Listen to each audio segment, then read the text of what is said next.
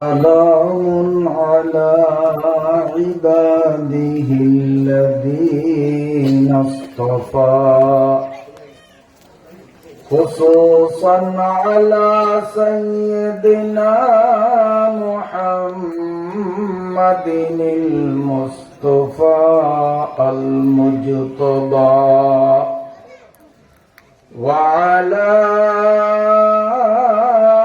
آله وأصحابه الأصفياء الأتقياء.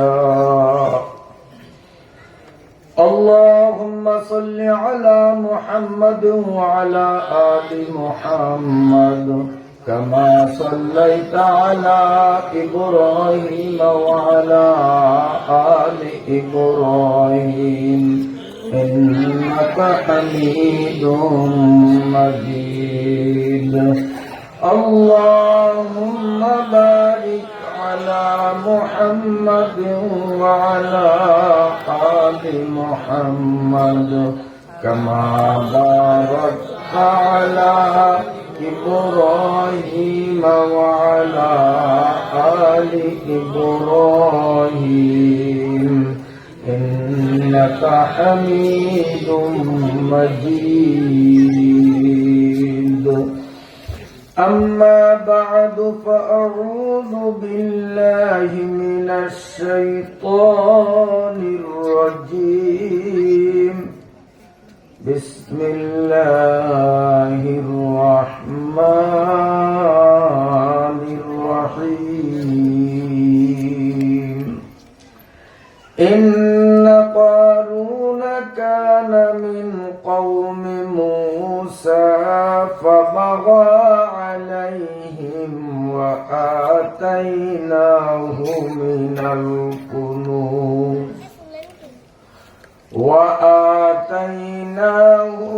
الكنوز ما إن مفاتحه لتنوء بالعصبة أولي القوة إذ قال له قومه لا تفرح إن الله لا يحب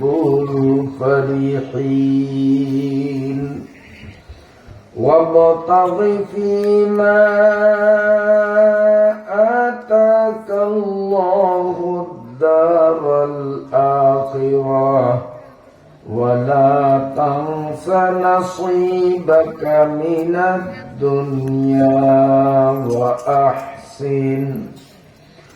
وأحسن كما أحسن الله إليك ولا تبغ الفساد في الأرض إن الله لا يحب المفسدين. صدق الله مولانا العظيم.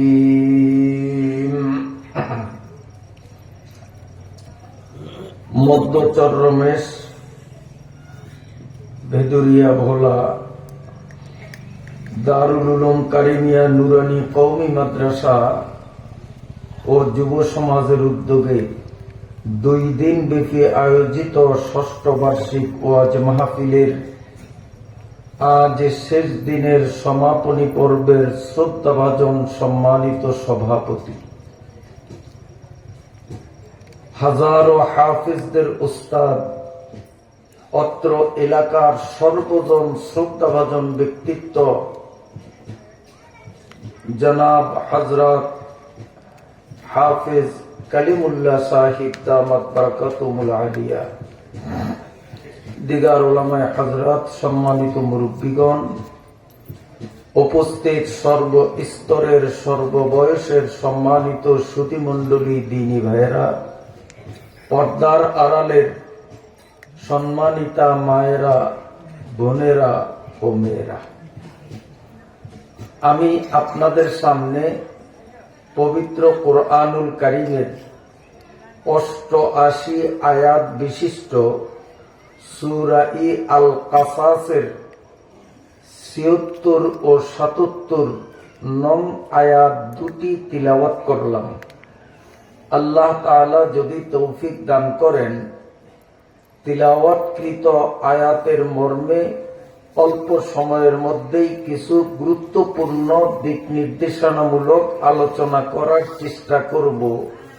আল্লাহ যেন অদমের মুখ থেকে এমন সব কথা বের করেন যে কথাগুলোর দ্বারা আমি নিজেও উপকৃত হই, আমার প্রতিটা শ্রোতাও যেন উপকৃত হয়। সবাই বলুন আল্লাহুম্মা আমিন।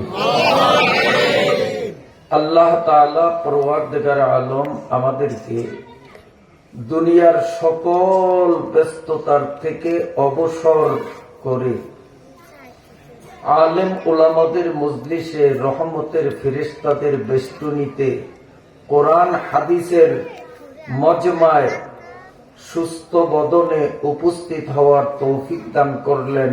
অন্তর থেকে বলি আলহামদুলিল্লাহ। সম্মানিত সুধীমণ্ডলী,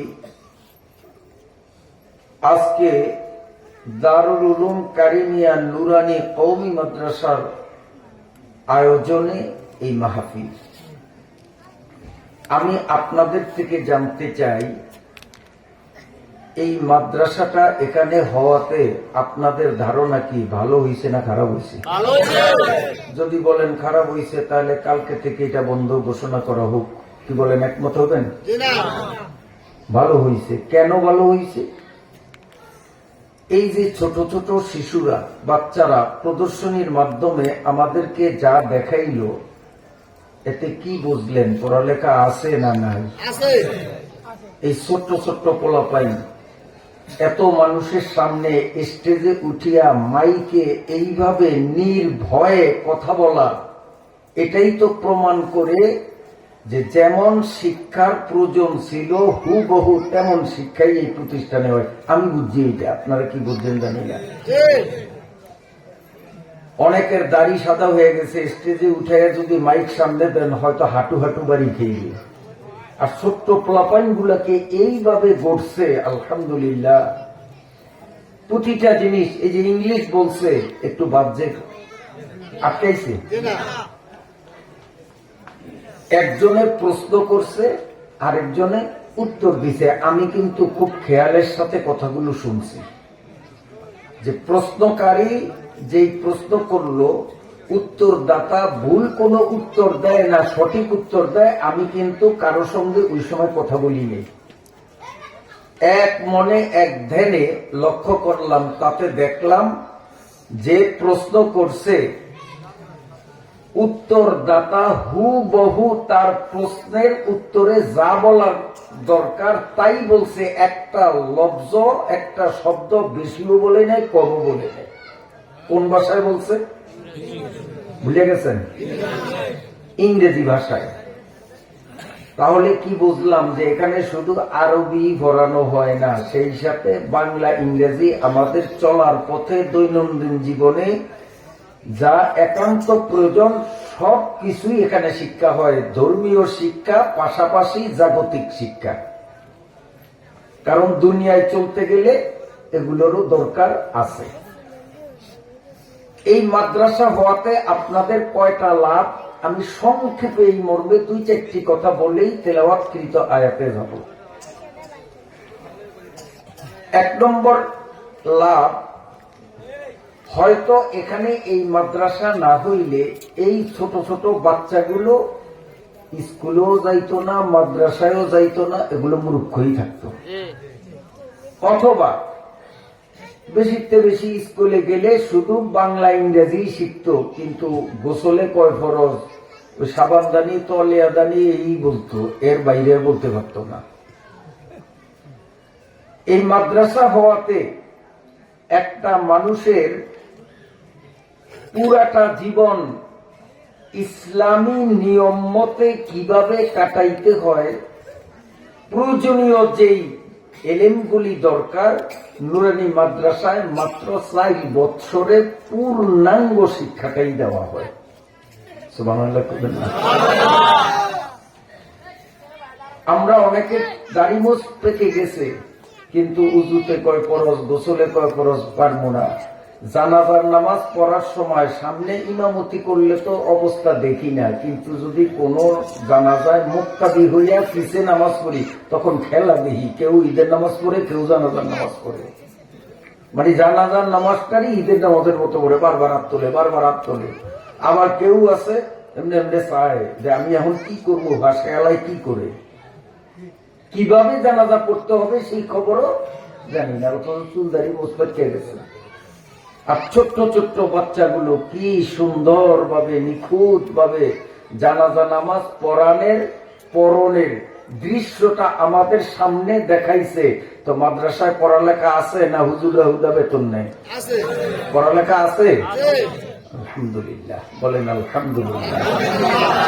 এক নম্বর উপকারিতা, আমাদের এই বাচ্চাগুলো নিত্যদিনের প্রয়োজনীয় ধর্মীয় জ্ঞানের পাশাপাশি দুনিয়াবি জ্ঞানও যতটুক না হইলে নয় অতটুক 4 বছরে লাভ করতেছে, বলেন আলহামদুলিল্লাহ। এই নুরানি মাদ্রাসাগুলো এমন সিলেবাসে, এমন ট্রেনিং প্রাপ্ত শিক্ষকদের মাধ্যমে পরিচালিত হয়। এই নুরানি মাদ্রাসায় বেশিরা 3 বছর যদি পড়ে, 1, 2, 3, নুরানিতে মাত্র 3 বছর। আমাদের দেশের যে প্রাইমারিতে 1, 2, 3, 4, 5 বছরে পড়িয়াও ছেলে মেয়েরা অতটুক শিখতে পারে না, এখানে 3 বছর পড়িয়া যতটুক শিখে। এখন বলবেন যে 3 বছরে এত কিছু কেমনে শিখে? এইটা বুঝার জন্য আমি অনেক জায়গায় একটা উদাহরণ দিই, আপনাদেরও দিই। মনে এই যে পাশে খাল না, মাদ্রাসাটা তো খালের মধ্যে। এখন খালের পারে, খালের দিকে ঝুঁকা মোটা একটা রেন্ডি গাছ, করার দিয়া গোড়ার থেকে কাটলেন, গাছটা কোথায়, উপরে উল্টে পড়বে না খালে পড়বে? কোথায় পড়বে? খালে যখন পড়ে তখন এই গ্রামের মানুষ না, পাশের গ্রামের মানুষেরও ডাকিয়া কয়েক হাজার মানুষ যতই হেইলোসা হেইজোয়ান করে ঠেলেন, গাছ কিন্তু আপনাদের জিগাইব না, লাভ কেন পারবেন না। খালেরতে উড়াইবেন তো দূরের কথা, গাছ মোড়ে এক চুল নড়বেও না। হাজার হাজার মানুষ মিলিয়া গাছ উঠানো সম্ভব না। কিন্তু যারা গাছ কাটার কাজ করে, ওই মানুষ মাত্র 3 জন যদি আসে, কেমনে জানি দড়ি বান্ধিয়া, সড়ক বান্ধিয়া, খালি হেইয়া হেইয়া 2-3 বার কয়ে সারে না, গাছ উড়িয়ে দিয়ে গাড়িতে উড়িয়ে বলেছে, ঠিক না ভাই? ঠিক। তাহলে 1000 মানুষে যেটা পারলাম না, 3 জন মানুষে সেটা করলো অল্প সময়ের মধ্যে। কেন? যে তাদের কাছে এমন একটা প্রশিক্ষণ আছে যে আমাদের 1000 মানুষের কাছে সেই প্রশিক্ষণ নাই, ঠিক না? যার কারণে আমরা 1000 মানুষ আমাদের সর্বশক্তি দিয়েও গাছ লাগতে পারিনি, আর ওরা মাত্র 3 জনেই গাছ গাড়িতে উঠিয়ে ফেলায়, কারণ ওদের কাছে একটা বিশেষ প্রশিক্ষণ আছে।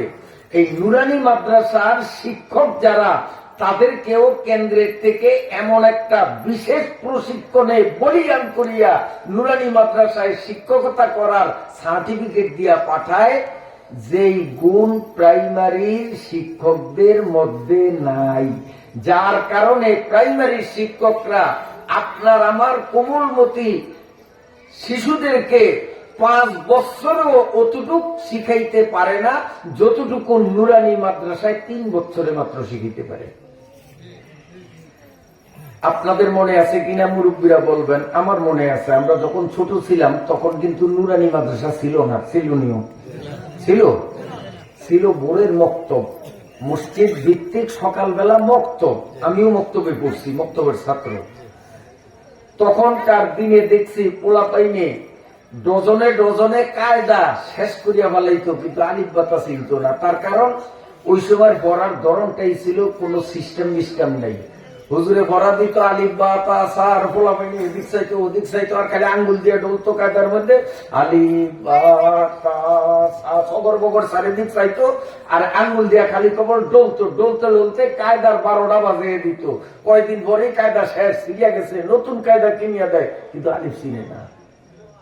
আর নুরানি মাদ্রাসার প্রশিক্ষণটা দেখেন, কোন কায়দা শিখারা নাই, কেমনে পড়ায় আমি নিজে দেখে অবাক হয়ে গেছি। এমন পড়ায় আলিফ চিনাইতে 2 মিনিট লাগে না, আর মক্তবে দেখছি 2-3 বছরও আলিফ চিনে না। কায়দা শেষ কয়েক ডজন আলিফ এখনো চিনে না। আর নুরানি মাদ্রাসায় 2 মিনিটও লাগে না, আলিফ এমন চিনায় আজরাইলে আসিয়া যদি রুহু টান দেয়, রুহুটা যদি একেবারে নাকে ডগায় আসে, ওই সময়ও যদি তারে জিজ্ঞাসা করে আলিফটা কেমন, দেখাইতে পারবো না পারবো, এই সময় আলিফ দেখাইতে পারবো। কেন? এখানকার ট্রেনিংটা কেমন একটু দেখাই।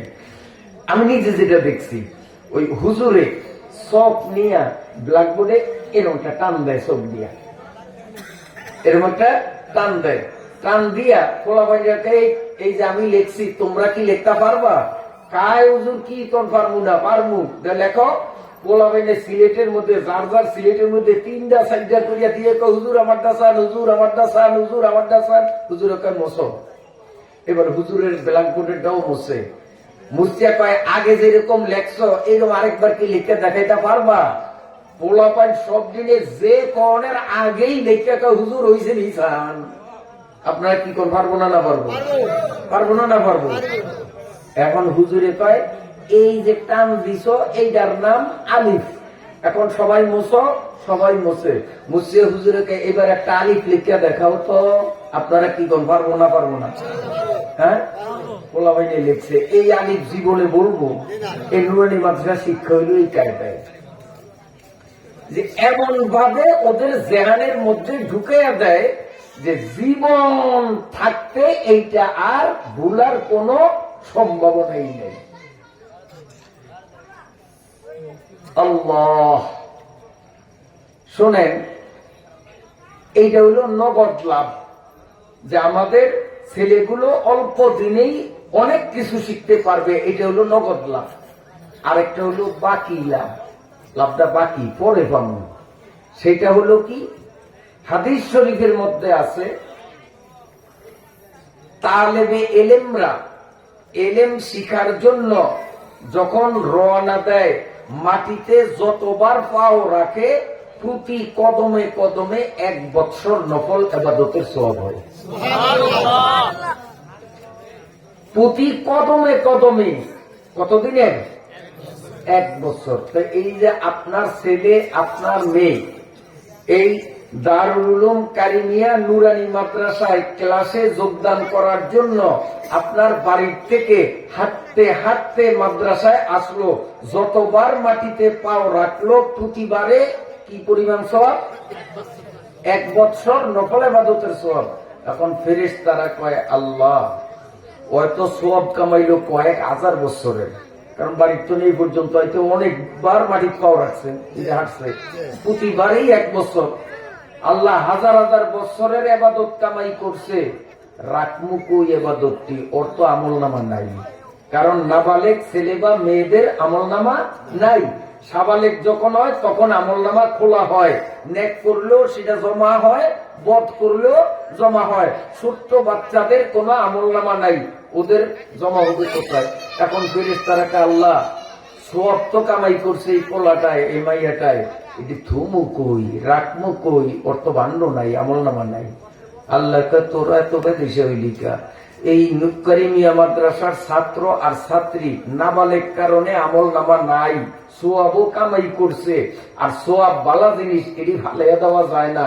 ওর মা আর বাবার আমল নামা নাই, তো আল্লাহ আছে কত সব হেনু ঢুকে। তাহলে যেই ভাগ্যবান মা, ভাগ্যবান বাবা, তার একটা সন্তান এই মাদ্রাসায় দিয়েছেন, দৈনিক হাজার হাজার বৎসরের ইবাদতের সওয়াব তাদের আমলনামায় জমা হয়, তার খবরও নেই। মাগনা সওয়াব জমা হয়। মাদ্রাসা হইছে, ভালো হইছে না খারাপ হইছে? ভালো হইছে না খারাপ হইছে? কারণ মাদ্রাসার আমরা পক্ষে থাকবো না মাদ্রাসার সাথে হিংসা করব? কি বলেন? প্রত্যেকে আমরা মনে করবো এই মাদ্রাসা আমার, ঠিক আছে?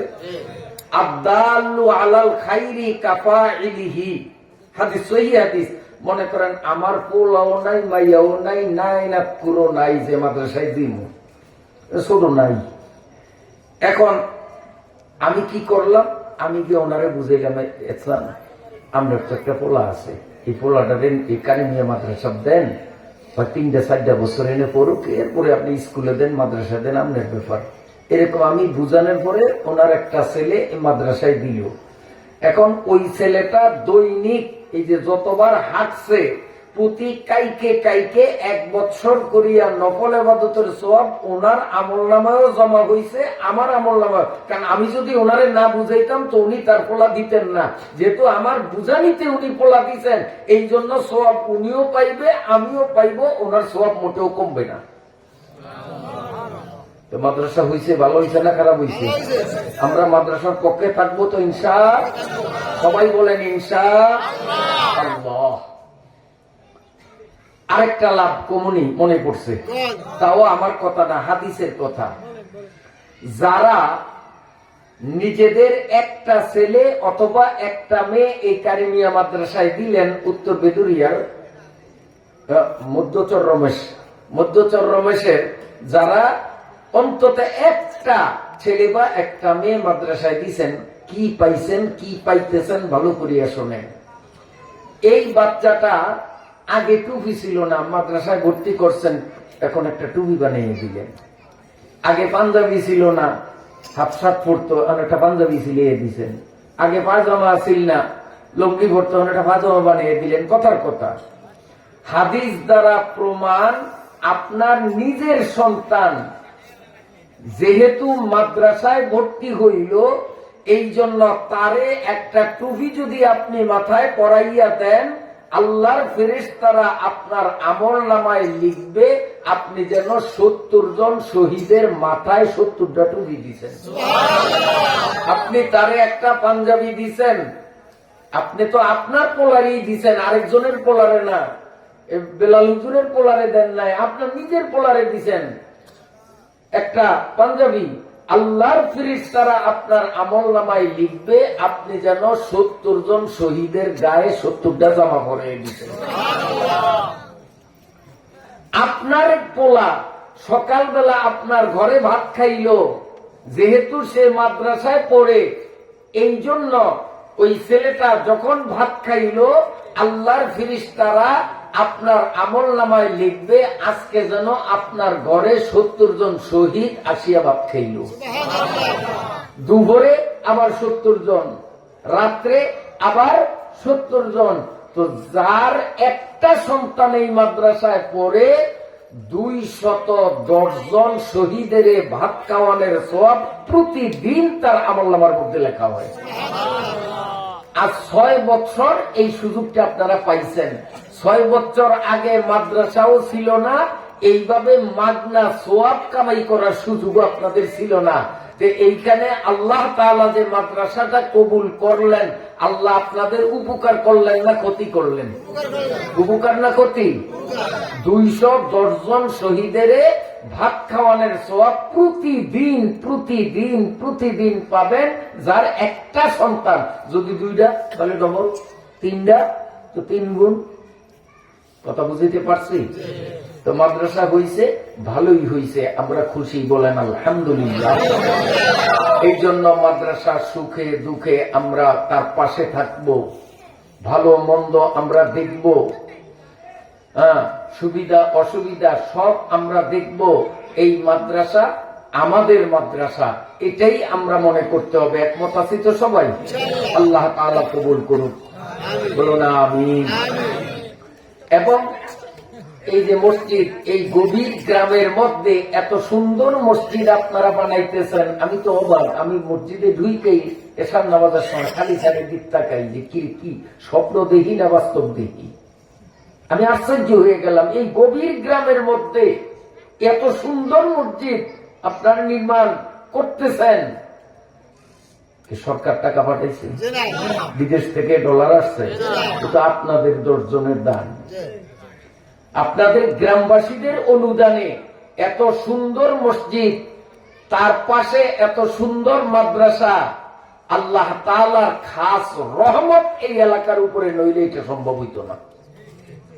এবং মসজিদ মাদ্রাসা দুনিয়াতে যারা বানাইবে, আল্লাহ তাআলা জান্নাতের মধ্যে সোনার ইটের বিল্ডিং তাদের জন্য বানাইবেন।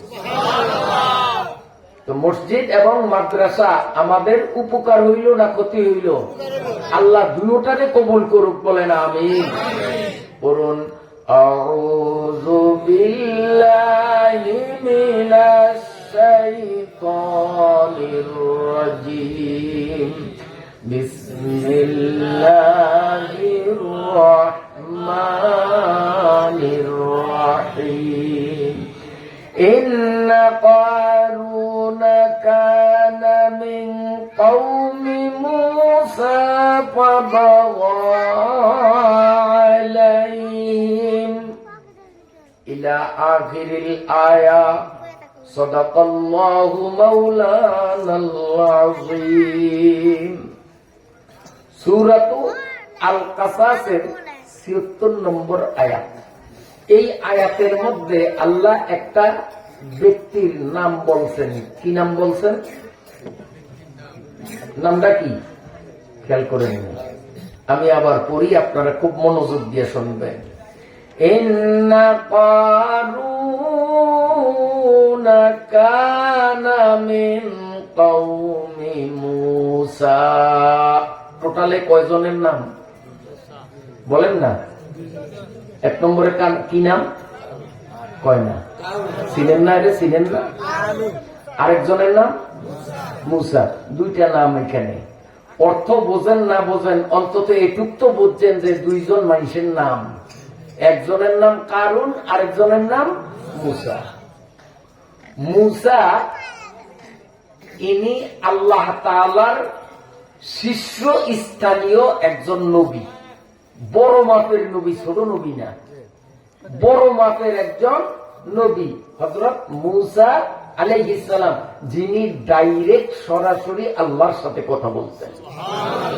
ওয়া কাল্লামাল্লাহু মূসা তাকলিমা। ডাইরেক্ট আল্লাহর সাথে কথা বলার সুযোগ একমাত্র আল্লাহ মূসা নবীকে দিয়েছেন, অন্য কোন নবীরে দেন না। এটা তার স্পেশাল একটা বৈশিষ্ট্য। এই হলো মূসা। আর তার আগে বলছেন আরেকটা নাম কারুন। এ কারুনকে তারও একটু চিনতে হবে। কারুন হযরত মূসা আলাইহিস সালাতু ওয়াস সালামের খালাতো ভাই। বলেন কি? খালার পোলা, খালাতো ভাই।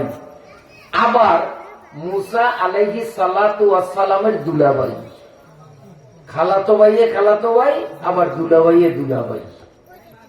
এই কারুন প্রথম জীবনে ছিল একজন স্বর্ণকার, অলংকার বানাইতো সোনা দিয়া।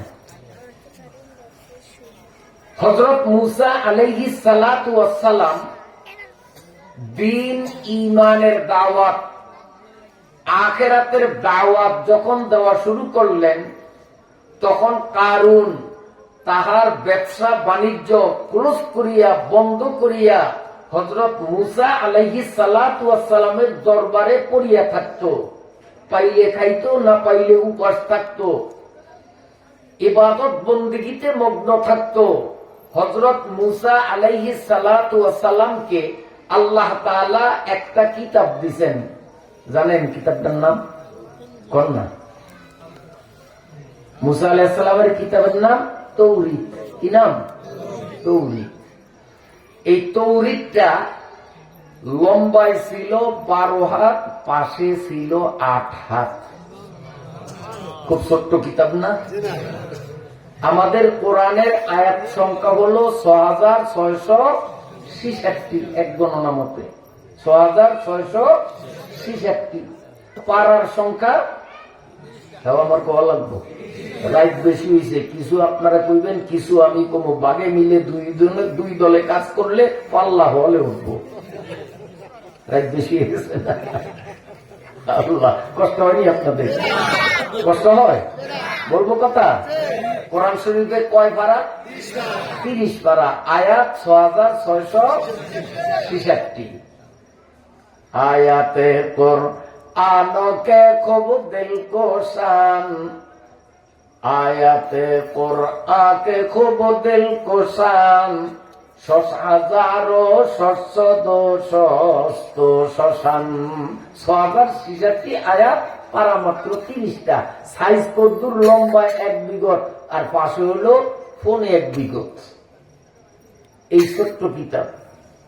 আর মুসা নবীরে আল্লাহ যে কিতাব দিচ্ছেন, কিতাবটা লম্বায় হইল কয় হাত বলছি, পাশে ছোট না বড়? বড়। পাড়ার সংখ্যা হইল 1000।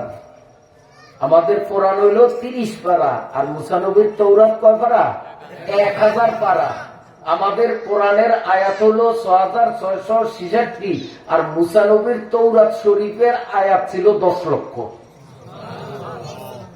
এই কারুন মুসা আলাইহিস সালাতু ওয়াস সালাম থেকে শুনিয়া শুনিয়া পুরা তৌরাত শরীফ 10 লক্ষ আয়াত, 1000 পারা, 12 হাত বাই 8 হাত, এই বিশাল কিতাবটার হাফেজ হয়ে গেছে।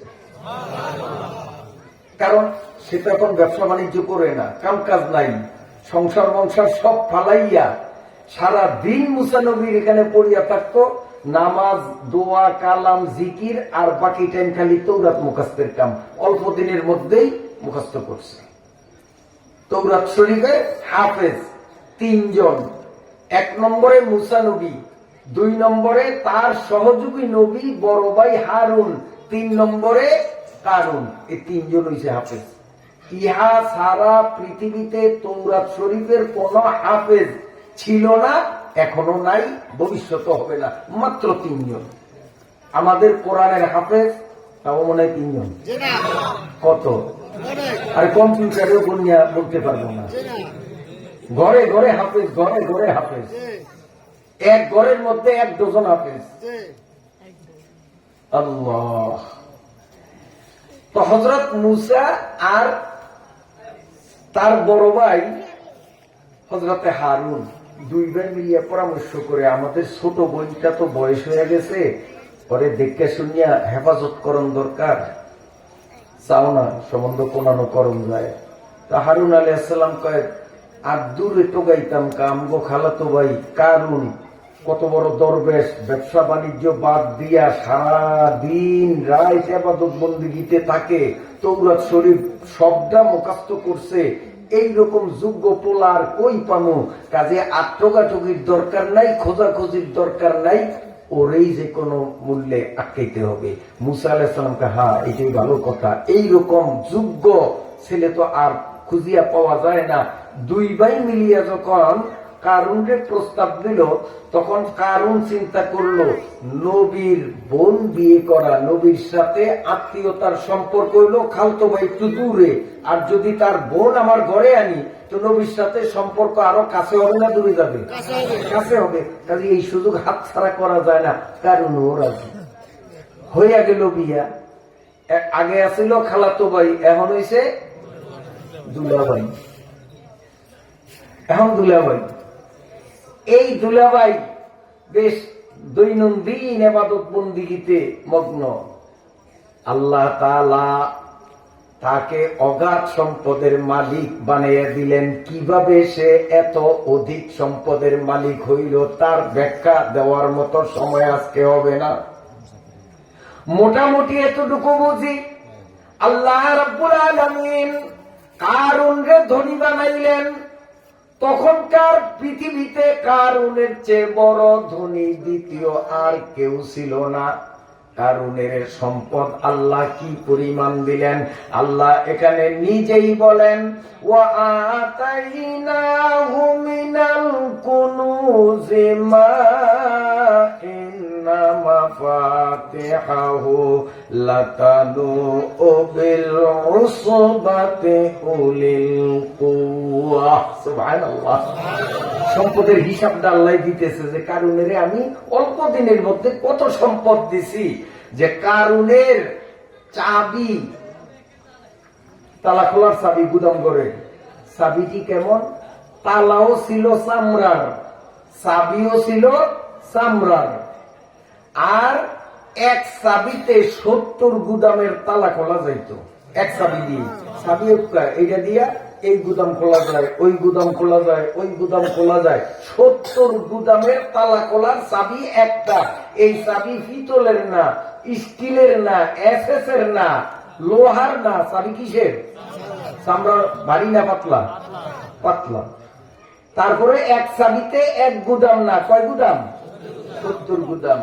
আল্লাহ রাব্বুল আলামিন বলেন, বোঝা বইতে সক্ষম এমন শক্তিশালী 70 জন মানুষকে ডাকিয়া কারণের গুদাম, টাকার গুদাম খোলার চাবিগুলি বহন করতে দিলে চাবির ভারে তাদের ঘাড় বাঁকা হইয়া যাবে। তাইলে এখন বোঝেন, চামড়ার চাবি, তাও 70 গুদামের এক চাবি। এই চাবি আড়াইমনিয়া বস্তা নিয়ে কের করিয়া যারা 3 তলায় উঠিয়া যায়, সিঁড়ি ভাইয়া বলো আসানে দেন না চাবি বস্তা নিয়ে ওঠে। আমরা তো 5 কেজি নিয়ে উঠতে পারি না, মাজা কোমর ধরিয়া যাইব, ওরা আড়াইমনিয়া বস্তা নিয়ে উঠিয়া যাই গিয়া। বোঝা বইতে সক্ষম উলি কুয়া, আল্লাহ বলেন বোঝা বইতে সক্ষম এইরকম 70 জন মানুষের মাথায় কারণের টাকার গুদাম খোলার চাবিগুলি যদি দেওয়া হয়, 70 জন মানুষের ঘাড় চাবির ওজনে বাঁকা হইয়া যাবে। তাহলে কত সম্পদের মালিক! আন্তর্জাতিক বিশ্বে গোটা পৃথিবীতে যত দেশের সাথে তখন যোগাযোগ ছিল, এমন কোন রাষ্ট্র ছিল না যেই রাষ্ট্রে কারণের ব্যবসা বাণিজ্য ছিল না। গোটা পৃথিবী ছিল তার আন্তর্জাতিক মানের বাণিজ্য ব্যবসা। সম্পদ ধীরে ধীরে যতই বাড়ত, ততই সে ইসলামের থেকে, দ্বীনের থেকে, ইবাদত বন্দেগীর থেকে দূরে সরতে লাগলো। সামান্য কিছু মাল বাড়ছে, দেখা যায় ফরজ ইবাদতে তারে পাওয়া যায়, নফলে তারে পাওয়া যায় না। সম্পদ যখন আরো বাড়িয়া গেছে, এখন ফরজেও তারে পাওয়া যায় না।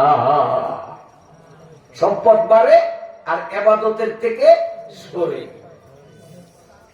বন্ধুরা আমার, এক পর্যায়ে যখন এত গাছ সম্পদের মালিক কারণ হইয়া গেল,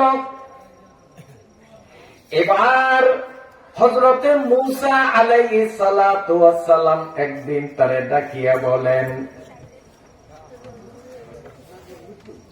ওয়া আহসিন কামা আহসানাল্লাহু ইলাইক। মূসা আলাইহিস সালাম কারণ রে কয়, দুলা ভাই, আল্লাহ তো তোমারে অনেক সম্পদ দিবেন, এবার সম্পদের যাকাত দেওয়া লাগবে।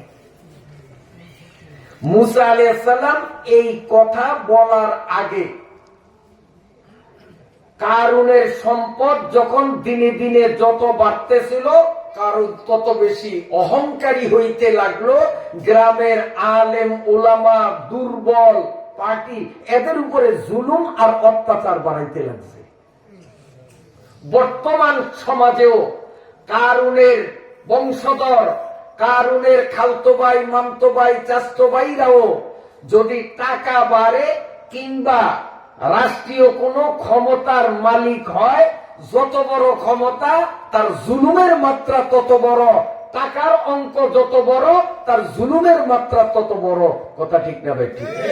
কারুনের খালতো ভাই, কারুনের পরিণতি যেমন অশুভ, আমাদের সমাজেও যারা ক্ষমতার বলে, টাকার বলে বলিয়ান হইয়া আলেম ওলামা, ইমাম, মুয়াজ্জিন এবং সাধারণ নিরীহ গরিবদের উপরে জুলুম অবিচার করিবে, এদের পরিণতিও হবে কারুনের মতো শোচনীয়। রান্দাবাতো খাইয়া যেতে পারবো না, বুঝলেন না? অবস্থা এমন হবে, রান্দাবাতো খাওয়া কপালে জুটবে না। আমার ভাইরা বাবাজিরা, টাকা এবং ক্ষমতা বাড়ার সাথে সাথে জুলুম অত্যাচারের মাত্রা বাড়া, এটা কারুনের স্বভাব, এটা মুমিনের স্বভাব না। মুমিনের স্বভাব হলো তার ক্ষমতা এবং তার টাকা যত বাড়বে সে আল্লাহর জন্য ততটাই বিনয়ী হবে। এটা হলো মুমিনের অবস্থা। রাসূলুল্লাহ সাল্লাল্লাহু আলাইহি ওয়াসাল্লামের সাহাবীদের মধ্যে পুরুষ সাহাবী ছিলেন হযরত উসমান গনি রাদিয়াল্লাহু তাআলা আনহু। আরব দেশের মধ্যে যত পুরুষ মানুষ ধনী ছিল, তার মধ্যে 1 নম্বর ধনী ছিলেন হযরতে উসমান।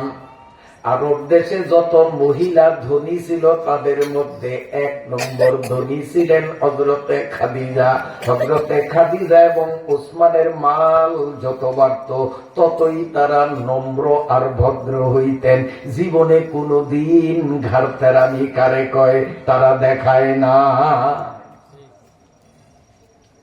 আর আমাদের অবস্থা, ক্ষমতা যদি বাড়ে, টাকা যদি বাড়ে, তখন আর গরিব দুঃখীরে আলেম ওলামারে মানুষের কাতারে মনে করি না।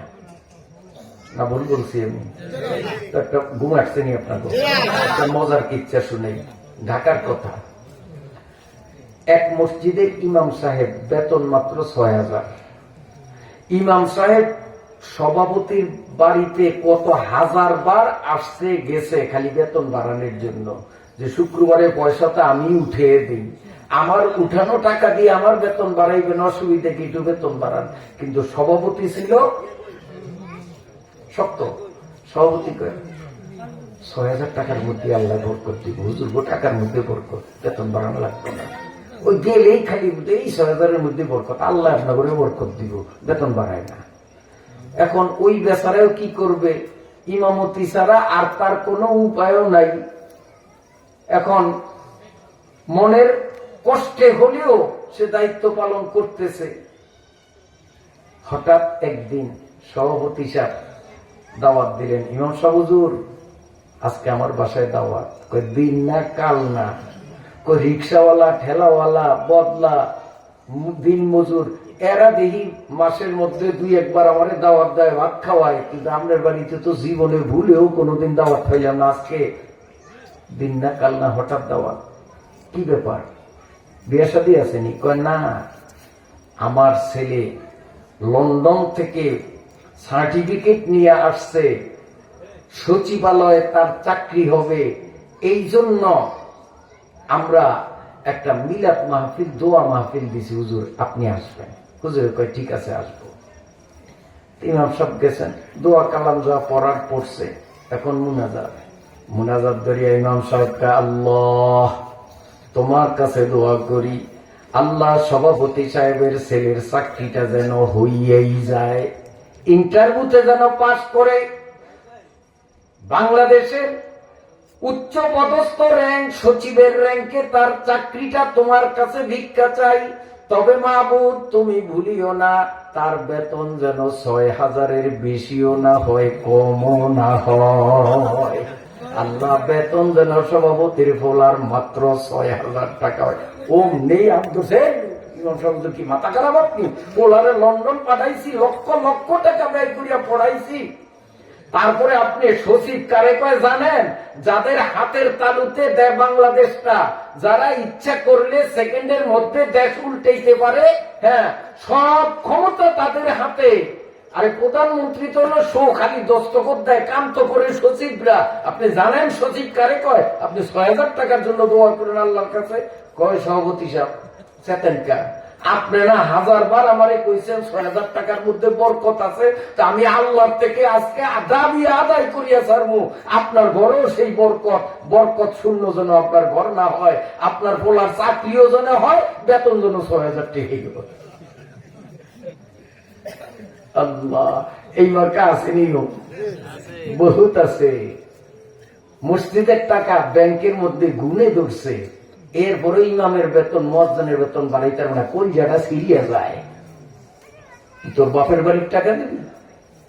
জনগণ দিছে, জনগণের খেদমত ইমাম মুয়াজ্জিন করে, ইমাম মুয়াজ্জিনের বেতন বাড়াইতে কোন জায়গা সিরিয়া যায়, আছে না নাই?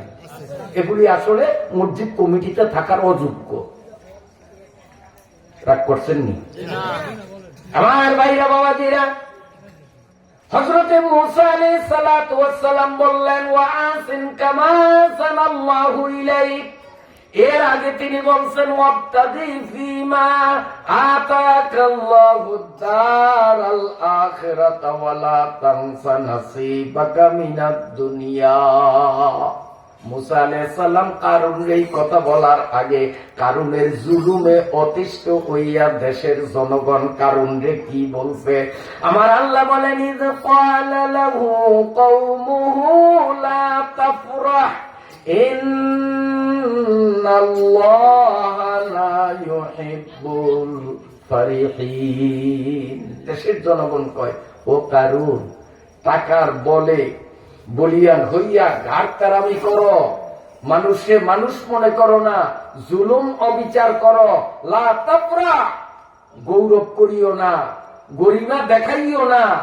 ইন্নাল্লাহা লা ইউহিব্বুল ফারিহিন, যারা অহমিকা, গৌরব, আমি একজন, মানুষকে তুচ্ছ করবে, নিজেকে বড় মনে করবে, এই জাতীয় মানুষকে আল্লাহ পছন্দ করেন না। কথা ঠিক না বে ঠিক? জনগণ বলছে, জনগণ বলছে কারণের তখন মনটা খারাপ, আমি এত বড় নেতা, এত বড় সম্পদশালী, আর আমারে জনগণ ওয়াজ করে মুখ বেজার। মুসা আলাইহিস সালাম সাথে সাথেই বললেন, ওয়াবতাগি ফীমা তাকাল্লাহুদ দারাল আখিরাহ, যেন কাদা গায়ে নুনের ছিটা। এমনিই তো পাবলিকের কথায় মন গেছে খারাপ হইয়া। এরপরে মুসা আলাইহিস সালাতু ওয়াস সালাম দিলেন ধমক, ওয়াবতাগি ফীমা আতাকাল্লাহুদ দারাল আখিরাহ, ও দুলাভাই কারুন, নামাজ রোজা তো করো না, দিন শরীয়ত তো মোটেই মানো না, তৌরাত শরীফের হাফেজ হইয়াও তুমি তৌরাতের বিধান মতো চলো না। তোমাকে আমি বলছি পরিষ্কার কথা, আল্লাহ তাআলা তোমারে সম্পদ দিবেন, এই সম্পদের মালিক তুমি না, সম্পদের অরিজিনাল মালিক হলেন কে? আল্লাহ রব্বুল আলামিন। তোমারে যেই সম্পদ দিলেন, এই সম্পদ দ্বারা আখিরাতের ঘর কিনো, আখিরাতের ঘর কিনো। মানে কি? মানে হলো গরিব দুঃখী অসহায় মানুষদেরকে সাহায্য করো, মসজিদ মাদ্রাসা ওয়াজ মাহফিলের দান খয়রাত বাড়াও, বিধবা ইয়েতিম অনাথ অসহায় অসুস্থ মানুষদেরকে এভাবে দান দক্ষিণা করো।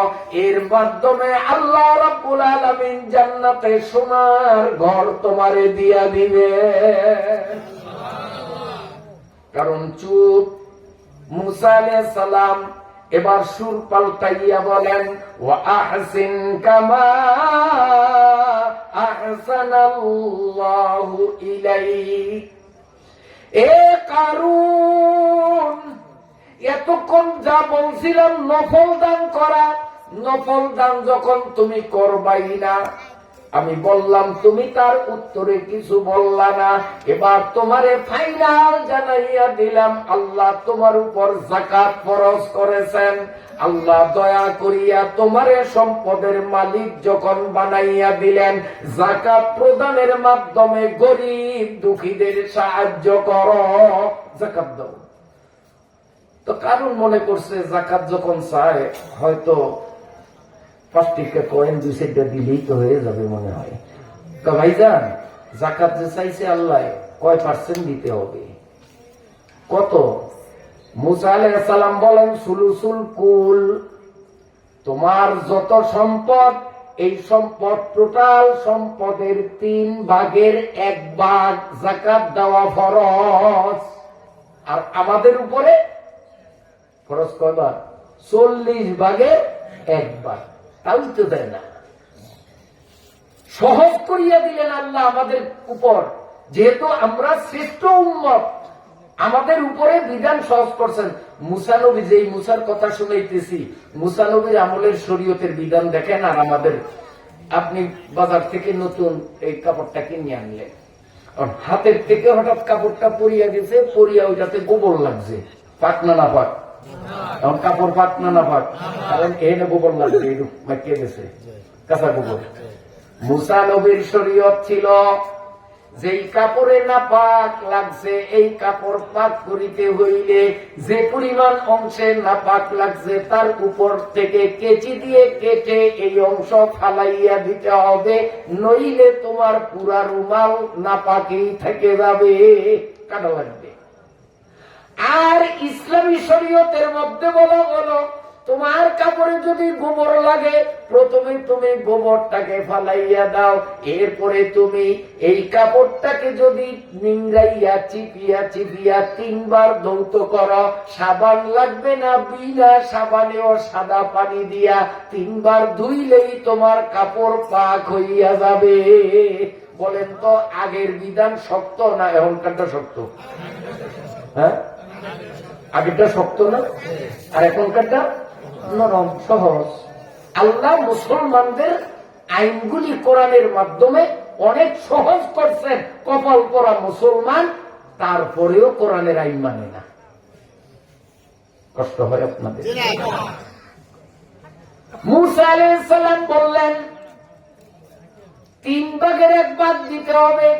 কারণ ছিল জবর কিপটা, সে চিন্তা করলো এতগুলি সম্পদ, এর 3 ভাগের 1 ভাগ হইলে কোটি কোটি কয়েক হাজার কোটি টাকা দিতে হবে, এত টাকা দেওয়া যায় না। এজন্য ধানাই পানাই করে, ও মূসা তোমার আল্লাহরে একটু বলিয়া দেখো কোন মতে অঙ্কটা একটু ছোট করা যায় কিনা। মূসা আলাইহিস সালাতু ওয়াস সালাম বললেন আল্লাহর বিধান কোনদিন নড়চড় হয় না।